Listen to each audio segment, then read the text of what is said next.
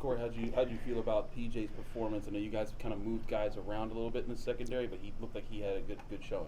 Yeah, no, he came out there. I thought he did pretty well in pass coverage. The first play of the game, they came out trying to attack him. I think they picked up 7 or 8 yards. They came back with the same play, probably 10 to 15 plays later.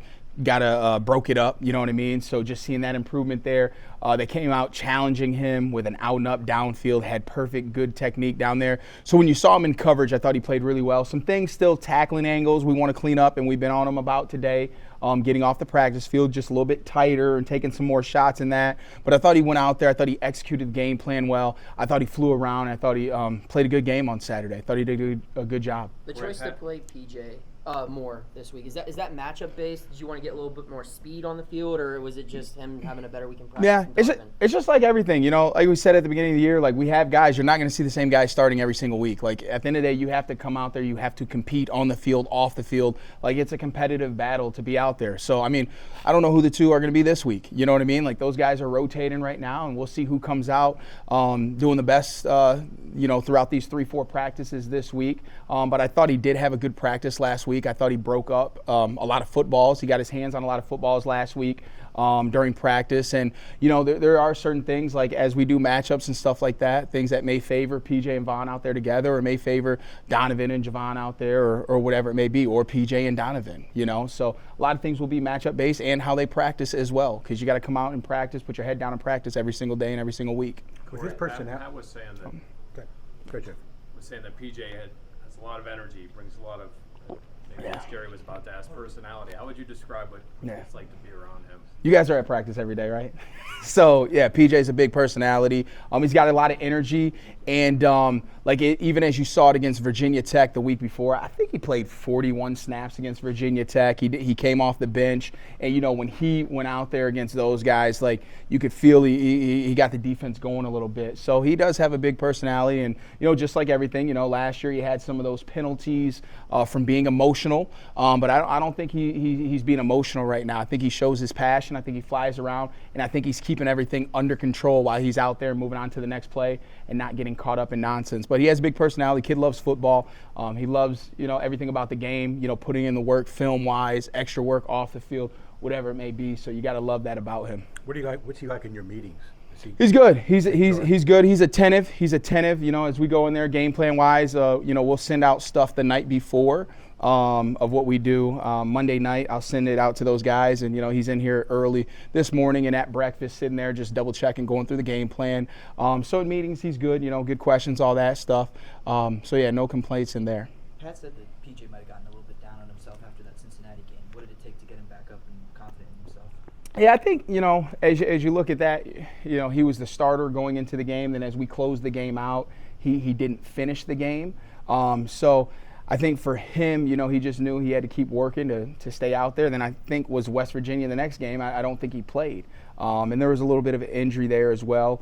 But, you know, he just keeps showing up and working. And I've never seen PJ down, to tell you the truth. So, I think for him, you know, for the most part, I say 95% of the time, that kid's on a high, just coming in here with a smile on his face and trying to work hard. It seems like Donovan is, you know, the much better run stopper between the two of them, and that PJ seems more adept at defending the pass. Javon has his skill set. What kind of an asset is it to have a diverse secondary room that has different strengths while you're trying to also work on improving the parts of the game that need to improve? Yeah, it's good, and the best part about it is too, when you got guys, it doesn't allow anybody to be complacent, right? Like when you just got two guys playing the whole time, like, you know, some guys, they can lower their level if they know nobody's coming in after them. So it forces you to keep your game and everything high every single day practicing. But, you know, it's good. Like you say, PJ, he does well in the coverage. And Donovan, as you see when we get into some of those heavier sets, 12 personnel, he was coming in last game against those guys. And again, his wrestling background shows all the time. He takes great angles. He's a good tackler. Then Javon's very versatile. He can go the field and boundary, and, you know, his mental allows him to be able to do both and be able to handle game plans for both sides of the field. But it's good how all those guys complement each other. from game 1 to game 6, how much improvement have you seen from Javon? I mean, is it a night and day thing? Has it been steady progress 1 through 6? He's steady. There's still some things we need to work on. I mean, he's been steady. I think his tackling, his angles have been well. He's in the right spot. He's in the right places. Now we need to make some more plays. You know, there's a few flash plays he made last year.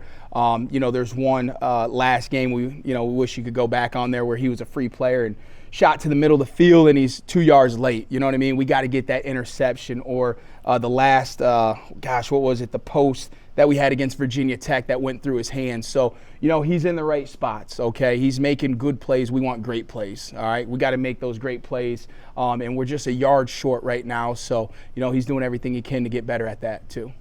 You obviously you're with the safeties, but you're also the defensive coach who comes out this week. So I wanted to ask you about another part of the defense, the linebackers in front, particularly freshmen. That's not a spot where freshmen have played a lot over the years in this defense. But Braylon Lovelace is playing a lot. Jordan Bass is starting to get some reps in there. I mean, what have you seen, you know, as you see those guys kind of working more and more into the defense? Yeah, I think, you know, and it's linebacker anywhere on defense or offense, like I think when you get into a scheme, no matter when you come from a freshman and you're a freshman coming into a new system, like all these guys have been here longer than you. So it already is going to put you behind the 8 ball and it's going to put you behind those guys. So that's why it's harder for those guys to get out there. But all it takes is when they get their opportunity to make the most of it. And we got good players, you know, good young freshmen. I mean, Braylon, he was here early, which he was in the 2 deep from the beginning of the year. Then as we got the injury with Kyle Lewis and Bengali was hurt, he stepped up, you know, and made the most of his opportunity. Jordan Bass, I think he got 4 snaps last game and about 15 on special teams. And as his reps continue to increase,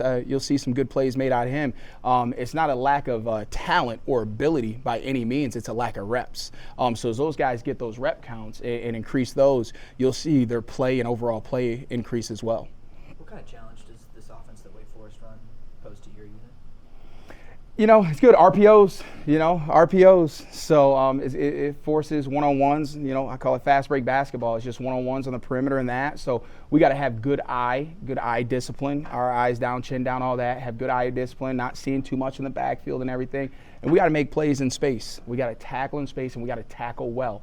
And that's something we got to continuously improve on because we struggled with it 2 weeks ago. We got better last week, but we got to continuously improve on our tackling in space and just finishing strong on the ball. Last week, I think we probably had the most PBUs in a game last week, but we also had the ball thrown 62 times. So that will come with it. But we got to make sure we get our hands on the football as well. But it's going to force us in one-on-one situations, and that's what those are the challenges we accept in this secondary and the challenges we want to be able to be out there on our own to make those plays. You haven't had too many RPO teams this year, have you?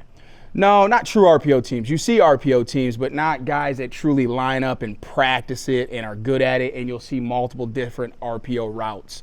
So there's just more for us to practice this week for these guys, route-wise. RPO team you played, the heaviest RPO team you played?